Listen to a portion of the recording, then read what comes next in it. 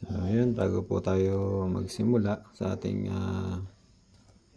pag-share. So, bago po tayo mag-start, i-share ko po sa inyo po ito.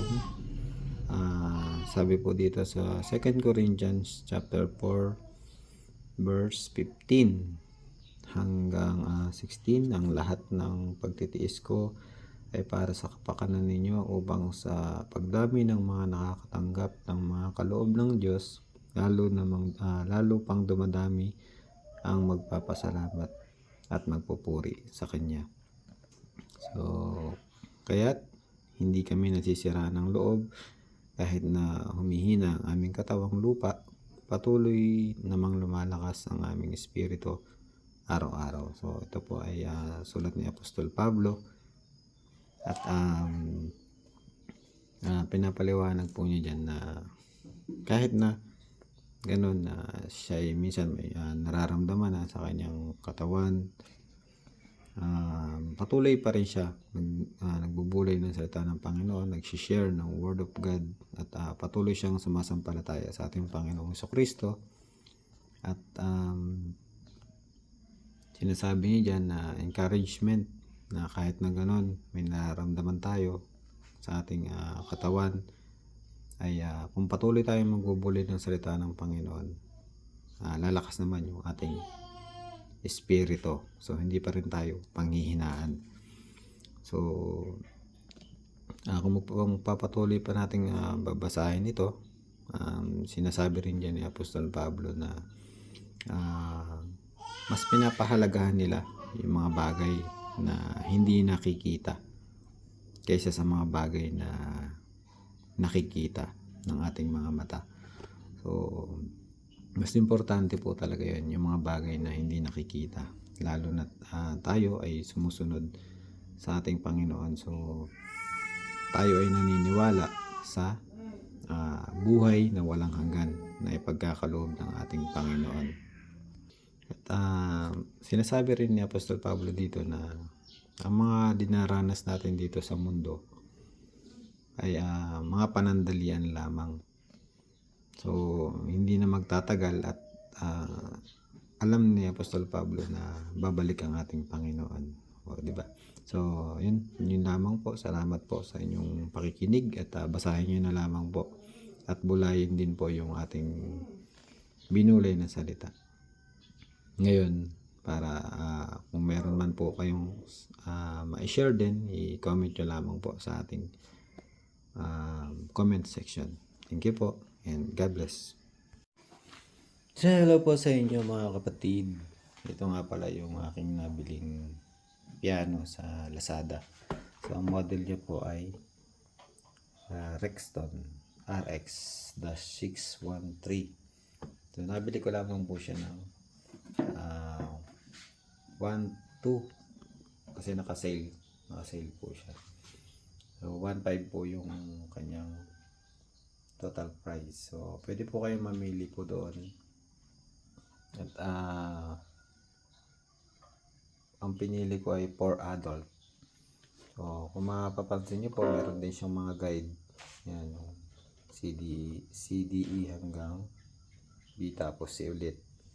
Tapos 61 keys siya.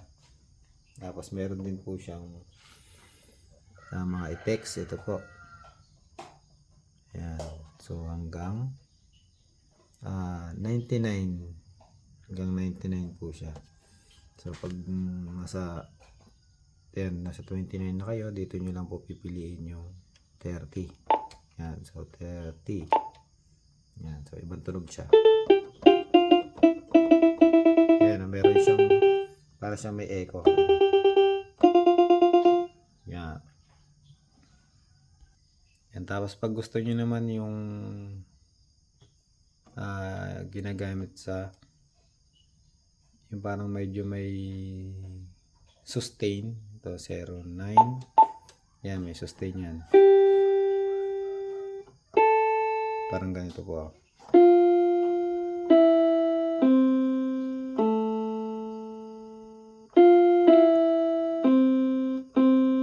Tapos pag yung medyo mahaba yung sustain, pili lang po kayo dyan hanggang 99. 25 ito, medyo mahaba ang sustain. Yan.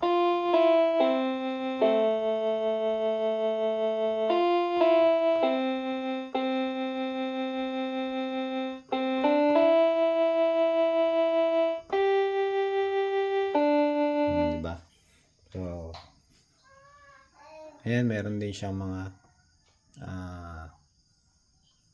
drum. Yan, drums pala. Or combination.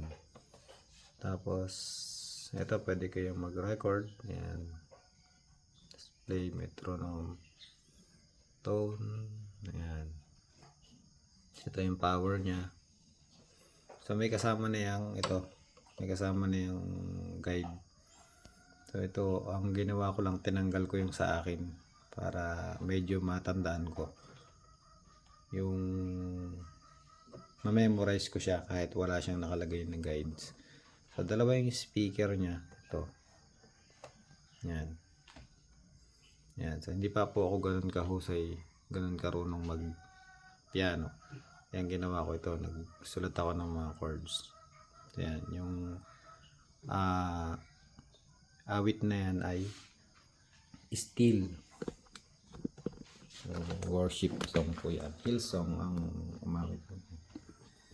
So, try natin na makatugtog ng kaunti. Yan. Yan.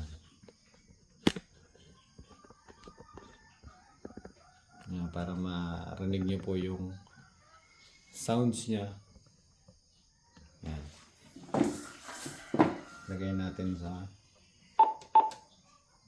09. Yung 09 niya ay acoustic bass. Acoustic bass.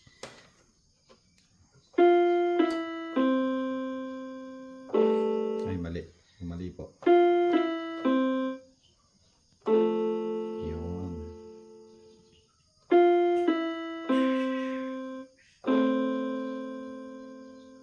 Intro po ito ng Still.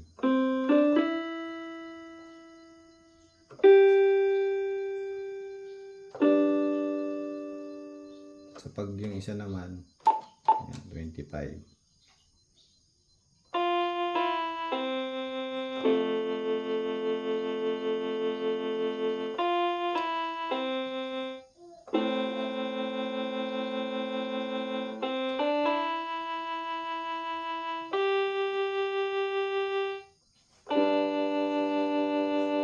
So, dalawang beses po yun, ano. Tapos, ito yung ano niya, yung verse niya.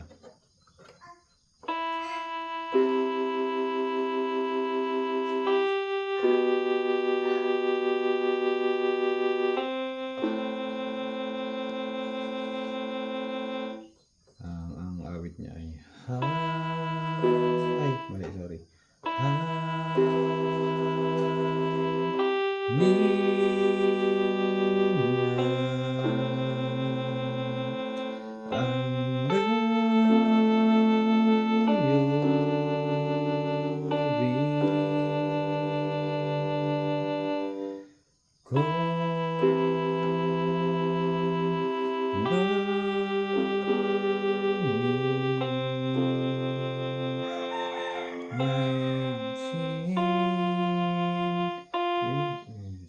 Hindi po ako ganun kahusay, no? So, pinarinig ko lang po sa inyo yung tunog niya. So, sa mga gusto pong mag-practice din para sa pag-worship niyo po sa Lord. So, pwede niyo po itong gamitin. Pang adult po ang piliin niyo.